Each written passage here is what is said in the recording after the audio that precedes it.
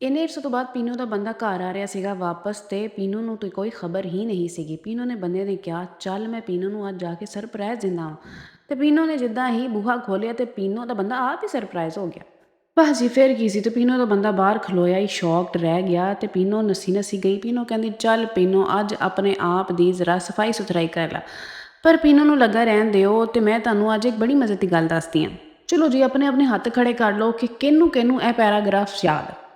ਮੈਨੂੰ ਤਾਂ ਇਹ ਬਹੁਤ ਹੀ ਚੰਗੀ ਤਰ੍ਹਾਂ ਯਾਦ ਆ ਕਿਉਂਕਿ ਇਹਦੀ ਟਰਾਂਸਲੇਸ਼ਨ ਕਰਦੇ ਕਰਦੇ ਮੈਂ ਤੇ ਭਾਈ ਕਈ ਵਾਰੀ ਫੇਲ ਹੋਈ ਸੀ। ਇਸ ਪੈਰਾਗ੍ਰਾਫ ਦੀ ਅਹਿਮੀਅਤ ਸਾਨੂੰ ਉਦੋਂ ਤੇ ਸਮਝ ਨਹੀਂ ਆਈ। ਉਦੋਂ ਤੇ ਸਾਡੀ ਮੱਛੀ ਗਵਾਚ ਜਾਂਦੀ ਸੀਗੀ ਜਾਂ ਅੰਮੀ ਸਾਨੂੰ ਸਾਡੀ ਪਸੰਦੀਦਾ ਸਾਲਨ ਨਹੀਂ ਬਣਾ ਕੇ ਦਿੰਦੀ ਸੀਗੀ ਜਾਂ ਸਾਡੇ ਢਿੱਡ 'ਚ ਭਾਵੇਂ ਦਰਦ ਹੁੰਦੀ ਹੋਵੇ ਤੇ ਭਾਵੇਂ ਸਾਡੇ ਸਿਰ 'ਚ ਦਰਦ ਹੁੰਦੀ ਹੋਵੇ। ਅੰਮੀ ਕਹਿੰਦੀ ਸੀ ਸਕੂਲ ਜਾਣਾ ਤੇ ਅਸੀਂ ਰੋਂਦੇ ਰੋਂਦੇ ਚੱਲ ਜਾਈਦਾ ਸੀਗਾ ਤੇ ਅਸੀਂ ਕਹਿੰਦੇ ਸੀ ਬਸ ਸਾਡੀ ਜ਼ਿੰਦਗੀ ਦੇ ਵਿੱਚ ਹਨੇਰਾ ਵਾ, ਸਾਡੇ ਨਾਲੋਂ ਤੇ ਕੋਈ ਦੁਖੀ ਹੈ ਹੀ ਨਹੀਂ।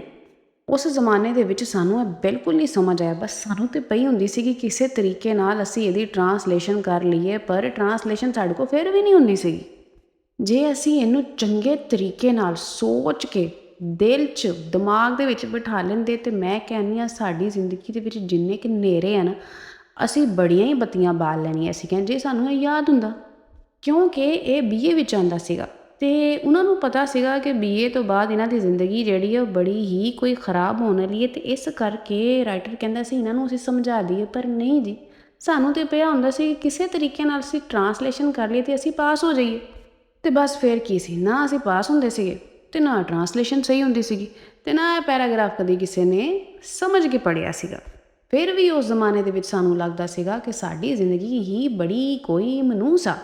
ਮਤਲਬ ਅੰਮੀ ਸਾਨੂੰ ਹਲਕਾ ਜਿਹਾ ਸਾਡੀ ਲਾਪਾ ਕਰ ਦਿੰਦੀ ਸੀਗੀ ਤੇ ਸਾਨੂੰ ਲੱਗਦਾ ਸੀ ਕਿ ਬਸ ਅਸੀਂ ਤੇ ਮੁੱਕ ਗਏ। ਸਾਡੀ ਕੋਈ ਸਹੇਲੀ ਜਾਂ ਸਹੇਲਾ ਰੁੱਸ ਜਾਂਦਾ ਸੀਗਾ ਤੇ ਸਾਨੂੰ ਲੱਗਦਾ ਸੀ ਕਿ ਬਸ ਬਈ ਹੁਣ ਤੇ ਕੱਲ੍ਹ ਜੀਣਾ ਹੀ ਨਹੀਂ। ਫੌਰਨ ਤੋਂ ਬੇਸ਼ਤਰ ਪਹਿਲੇ ਅਸੀਂ ਇਹ ਸੋਚ ਬੈਠਦੇ ਸੀਗੇ ਕਿ ਪਤਾ ਨਹੀਂ ਅਸੀਂ ਆਪਣੇ ਮਾਂ ਪਿਓ ਦੇ ਮਤ ਰਹੇ ਹਾਂ। ਬਲਕਿ ਸਾਡੇ ਵੱਡੇ ਭੈਣ ਭਰਾ ਸਾਨੂੰ ਕਹਿੰਦੇ ਸੀ ਕਿ ਅਸੀਂ ਤਾਂ ਤੈਨੂੰ ਕੂੜੇ ਤੋਂ ਚੁੱਕ ਕੇ ਲਿਆਏ ਸੀਗੇ ਤੇ ਅਸੀਂ ਮੰਨ ਵੀ ਜਾਈਦਾ ਸੀਗਾ। ਤੇ ਅੱਜ ਦੀ ਦਿਹਾੜੀ ਤੁਸੀਂ ਜ਼ਰਾ ਟਾਈਮ ਲਾ ਕੇ ਇਸ ਪੈਰਾਗ੍ਰਾਫ ਨੂੰ ਹੋਰ ਨਾਲ ਪੜ੍ਹੋ, ਅੱਖਾਂ ਖੋਲ੍ਹ ਕੇ ਦਿਮਾਗ ਦਿਲ ਗੁਰਦੇ ਸਾਰਾ ਕੁਛ ਫੇਫੜੇ ਖੋਲ੍ਹ ਖਿਲਾ ਕੇ ਇਹਨੂੰ ਤੁਸੀਂ ਆਪਣੇ ਅੰਦਰ ਮਹਿਫੂਜ਼ ਕਰ ਲਓ कि भाई ज़िंदगी में ना कभी कभी भी जितना भी अंधेरा आ जाए आपने हिम्मत नहीं हारनी। आपने उसका मुकाबला करना है क्योंकि ये जो मुकाबला करने की ताकत है ना ये खुदा देता है। और खुदा कोई भी चीज़ आपको घाटे में नहीं देता, कोई भी चीज़ आपको कम नहीं देता।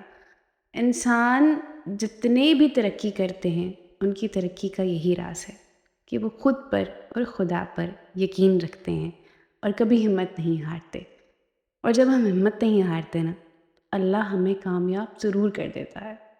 हम अपनी अपनी ज़िंदगी की कहानियाँ खुद भी लिख सकते हैं। एक बार लिख के देखिए, आपको भी ये बात समझ आ जाएगी कि हाँ वाकई आप भी कुछ अपनी ज़िंदगी में कर सकते हैं। अपना बेहद ख्याल रखिए और उन लोगों का भी रखिए जो आपसे बहुत प्यार करते हैं। खुदा हाफ़िज़।